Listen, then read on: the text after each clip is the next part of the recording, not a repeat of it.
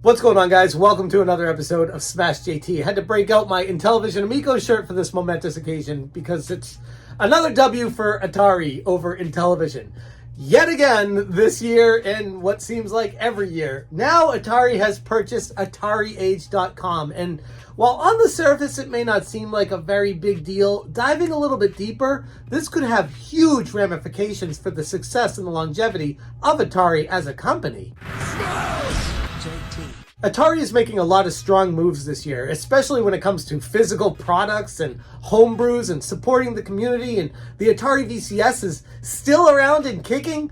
Who would have thought? I was wrong on that one, and I'll admit it. I've been wrong plenty of times before, and I'll be wrong plenty of times in the future. But it does impress me that they were able to somewhat successfully launch this console, even if it did kind of fall flat on its face. Hey, at least it got out there. Enough so that now there's another console coming, the Atari 2600 Plus. And now Atari purchased AtariAge. Why is this a big deal? Well, let's talk about it. Before I go too far, first off, hit the subscribe, give me a like, and check out smashjt.com. Link in the description below. The TLDR for all of this is, I like the move, but I'm cautiously optimistic. It's a wait-and-see approach. Just like everyone else who has a segment of a brain right now that can read what happened, it's like, you know what? Maybe this is not such a bad thing. Albert Uruso, a familiar name and face to the AtariAge users, will remain hands-on with the platform.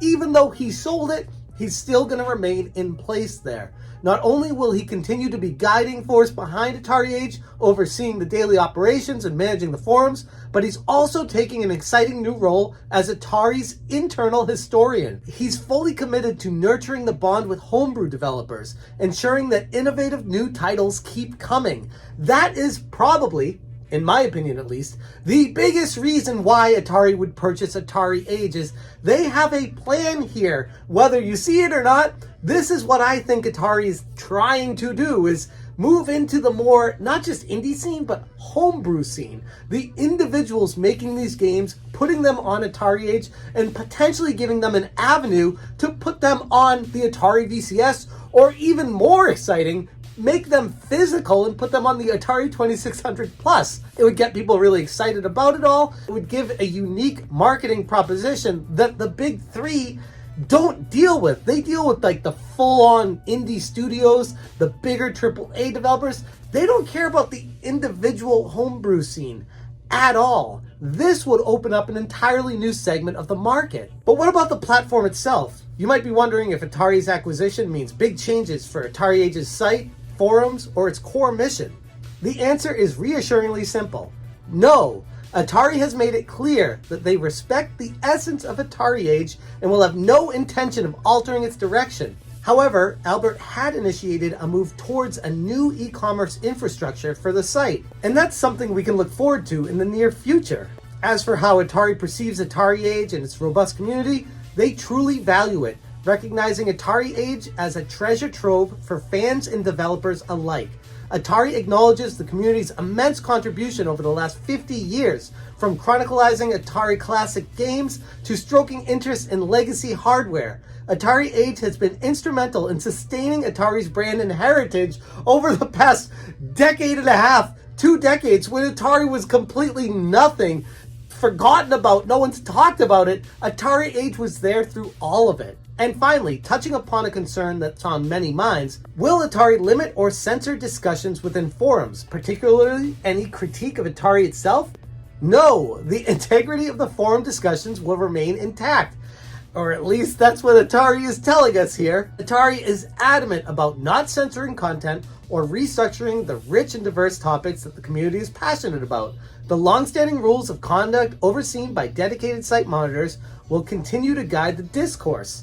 Unless your name's Tommy Tallarico, because then you get special treatment. I don't know. I haven't checked into it, but if those threads are completely hidden, like not just locked, but you can't find them anymore, that's kind of censorship right there. I feel like they should be unhidden. If they're going to be shown, lock them so no one else can comment, but at least preserve them for history's sake so that people can be held accountable for what they've said. Like I said at the beginning of this video, and just like you probably feel as well, I'm cautiously optimistic about this move. Does it mean that it's going to be the best thing that's ever happened to Atari? Maybe. I mean, time will tell, but at least it's a move in the right direction so far. Atari's decision to address illegal ROM and IP infringement has brought a renewed legitimacy to the platform, an action that many see as a positive stride, including myself. Moreover, the enthralling potential of the homebrew community to develop games for the Atari VCS and possibly even roll out cartridges for the highly anticipated Atari 2600 Plus console is a thrilling prospect. Like, you gotta be honest here. If you could make a game and talk to Atari and they see it and they're like, yeah, that's pretty cool, we'd love to put that on the Atari 2600 Plus as a cartridge, and you can get a slice of the revenue from that. How motivating is that to you as an indie developer making these games? You don't have to be this crazy, like, working overtime 50 hours a week for 3 years straight to make this game. You can do it on weekends, and it'd be a cool game. There's so many tools out there to assist developers these days in getting to that step that it's actually a really exciting prospect. The horizon seems promising with a blend of nostalgia and innovation. However, the prevailing sentiment is one of hope with tempered caution. In my opinion, the ball's in Atari's court right now. All the eyes are on them to maintain the integrity and passion that has long defined AtariAge. And I don't see them screwing it up, but if they do, I'll be there to call them out on it. Those are my thoughts on AtariAge. I feel like this is a ultimately great thing for not just Atari, but the community as a whole.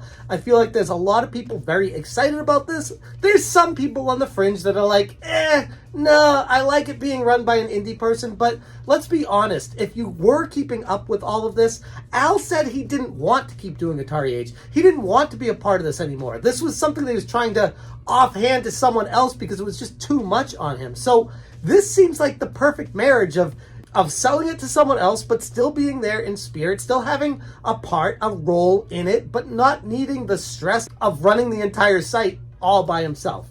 Those are my thoughts on the Atari purchasing AtariAge. Let me know what you guys think in the comments below. Thank you so much for watching, subscribing, liking, and pushing me to make these videos. I appreciate you guys, and I'll see you on the next one. And as always, you stay smashing. Smash, change,